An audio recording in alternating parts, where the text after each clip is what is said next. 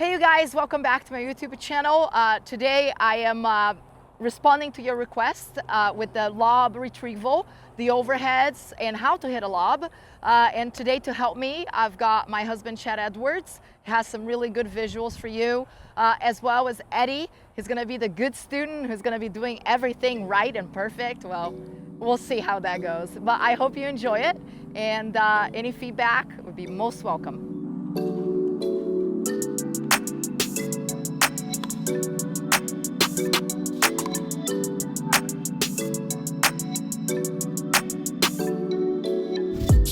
One of the good things about pickleball is that you can transition other sports into it. When I came over to it 4.5 years ago, one of the things I felt comfortable with was the lob retrieval.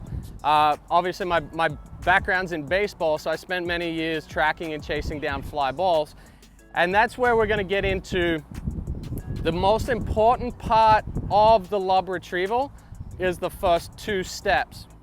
One big rule of thumb for Simone and I, especially when we're teaching this, it's probably one of the funnest things for us to teach, but it's also one of the scariest.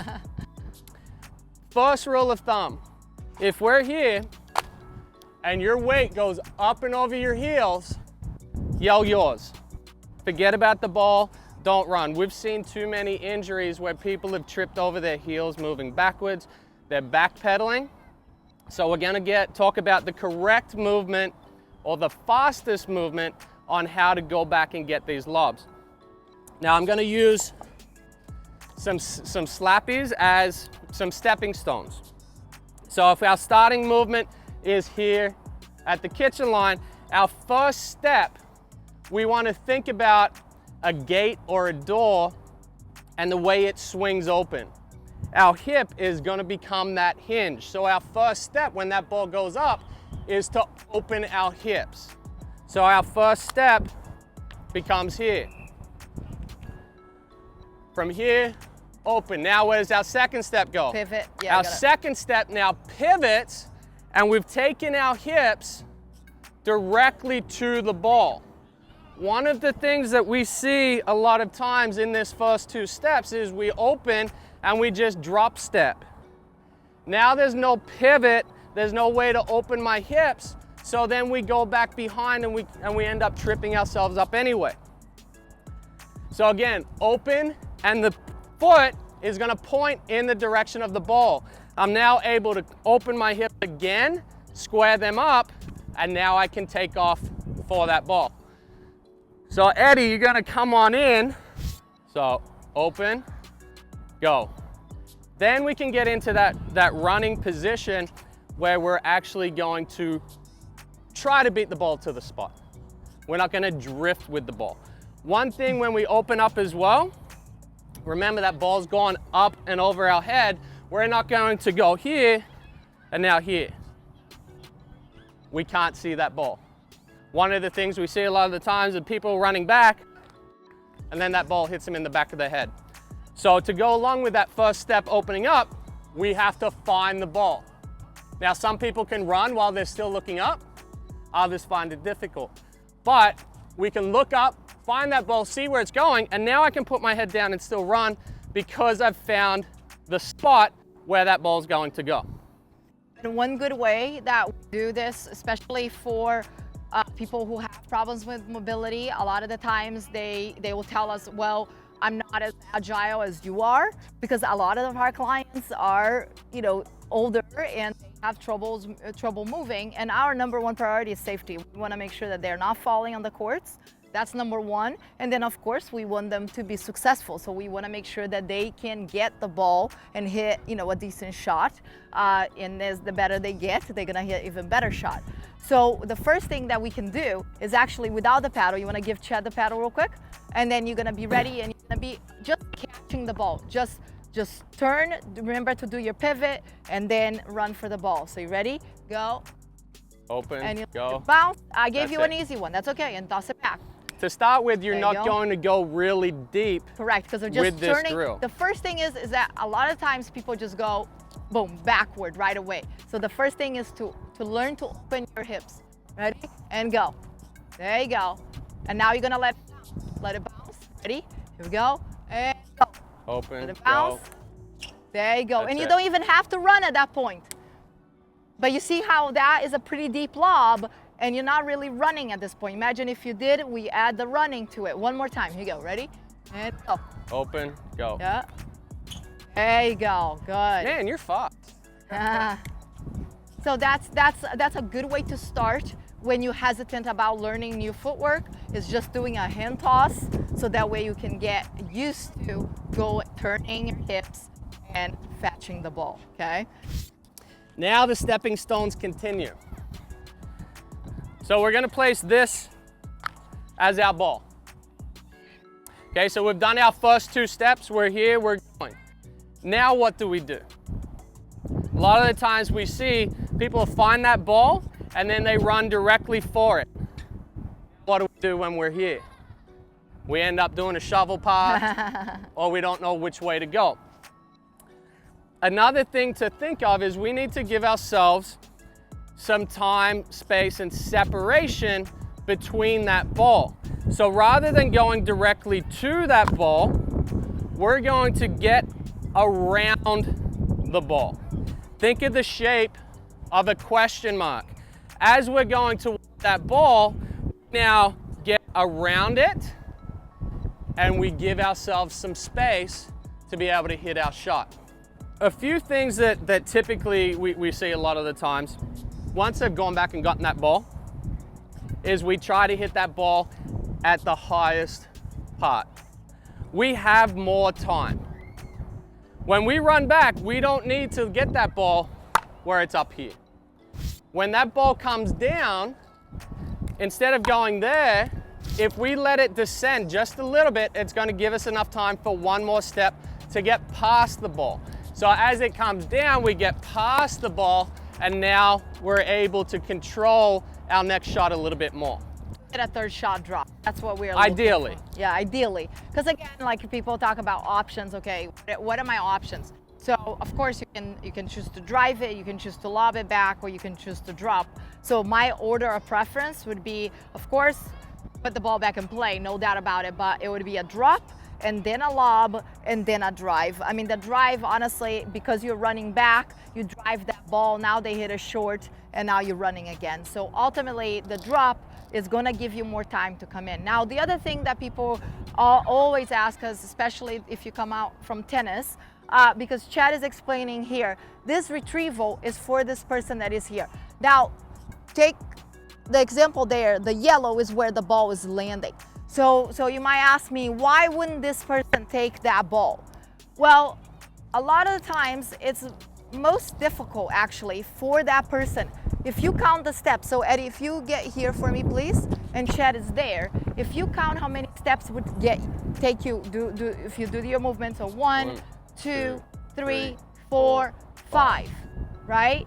Now Chad is gonna do the same thing. So 1, 2, 3, 4, 5, 6, maybe 7. Okay, and again, I have larger steps than Eddie. Chad is taller than, but it's in reality, he's taking 2 more steps than you are. Of course, that's because a lot of times people are hesitant to do that because they run and they are facing the ball. So creating that space is gonna solve that issue. Now, again, not a rule of thumb, that's different for everybody. But if I am playing and I am on the right side, I would cover most lobs that go to that area right there. If they're there, that forehand can take it. But if they are to this side of the court, I would rather my partner take it, because again, otherwise I have to run over there, now we have to switch, and they have created a lot of chaos, okay? And the same thing, if the ball goes to that corner, now this person has to fetch from here to there to hit a backhand. Much more difficult. Maybe a lefty a little bit of different, but it's kind of the same scenario where this person is taking a lot more steps. So I would say less is more in this case. So, okay, so let's try the execution.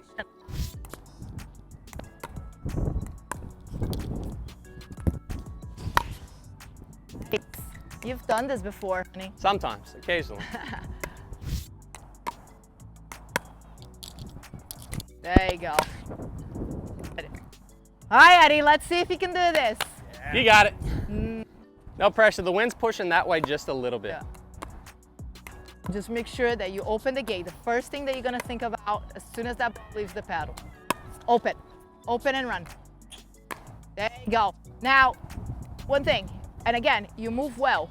Just make sure you don't waste steps either. So that first one, you kind of did a couple of steps on this, yes. So no stutter step, because ultimately we want you to get past that ball just a little, okay? Gain ground with the first 2 steps.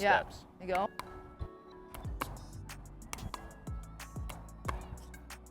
Run and get past it, run and get past it, past it. There you go, that's it. Because a lot of times we panic and we think, I gotta hit it. But again, it's a wiffle ball, it's gonna travel in the air for a long time, and when it bounces, it's gonna come up, and you can take your time to hit that ball. Because again, you're looking for a third shot drop. We don't hit third shot drops up here. One thing to explain, and I'm glad that you actually did it, because a lot of the time when people do this first step, what they end up doing is they open, then they pivot here, and then we have to take a third step to go. Yeah. If we focus more on relaxing and being deliberate with our movement, and we go 1, 2, we've gained ground in 2 steps rather than potentially going 1, 2, 3, 4. Gotcha. Yeah, and that's why a lot of times I recommend that when you turn, you already pivot this foot. Yeah, turn that foot already, even more. So that way you're ready to like sprint. Okay. Yes. So that way you're not wasting any steps. There you go. Open. Turn and go. Nice, good. Come back. Do it again.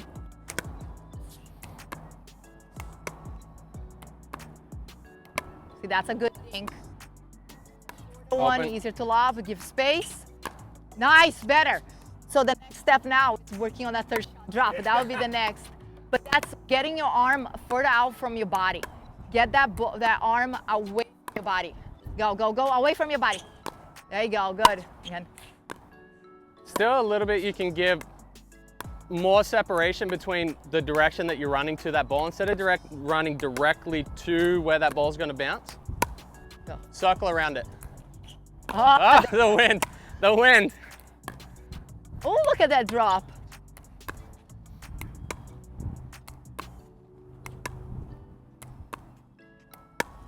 Go, go. Get around it. There you go. That's a beauty. Yeah, felt very comfortable. But that's a lot of times we don't believe that we have time. But if you can take aggressive first step, you will get to that ball much faster. I mean, honestly, I do this a lot of times. I demo this walking so people can see. Like I'll show you, because a lot of times is that aggressive first step is more important than the speed of your run. Of course, it helps if you're young and you can run really fast. But if you can focus on that first opening,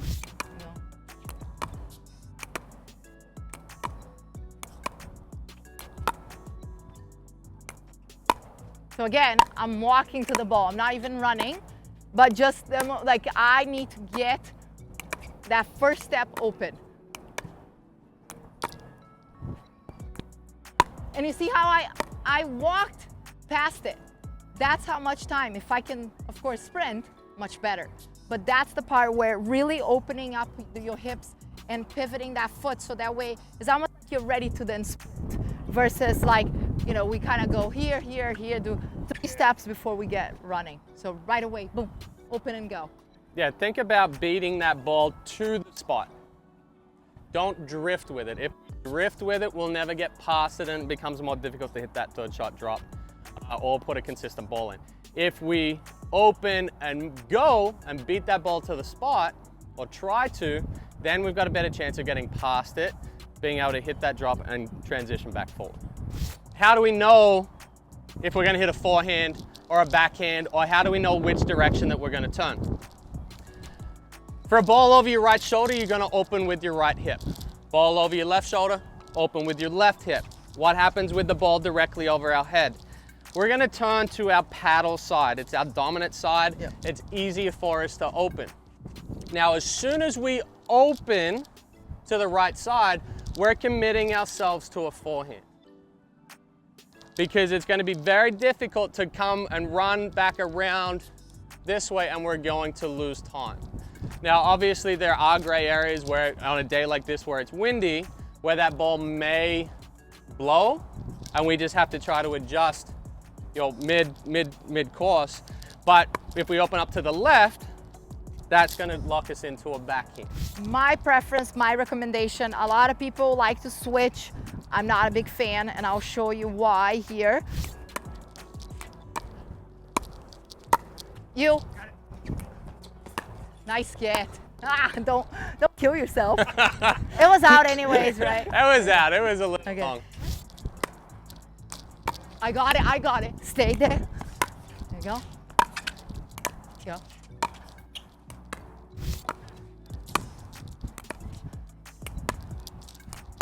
I got it. You. Good. So again, it's just making sure you're gonna have to learn to communicate.